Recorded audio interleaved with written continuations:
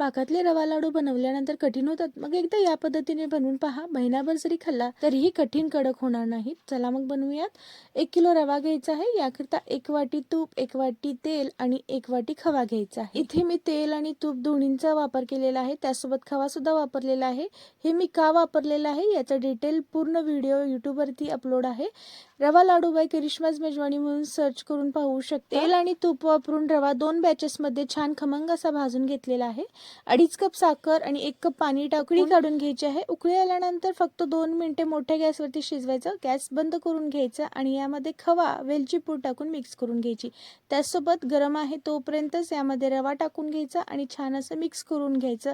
आता हा रवा यामध्ये भिजत ठेवायचा आहे. 10-15 मिनिटानंतर रवा छान मिक्स करून घ्यायचा आहे, म्हणजे याची कन्सिस्टन्सी आपल्याला कळते. थोडीशी घट्ट झाली की गरम आहे तोपर्यंतच याचे लाडू वळायला घ्यायचे आहेत. आता लाडू वळताना तुमचे आवडते ड्रायफ्रुट्स किंवा बेदाणे यामध्ये तुम्ही टाकून घेऊ शकता आणि छान असे लाडू वळून घेऊ शकता. या पद्धतीने नक्कीच बनवून पहा. रेसिपी आवडली असेल तर लाईक, शेअर, फॉलो नक्की करा. अगदी महिनाभर मऊ राहतात.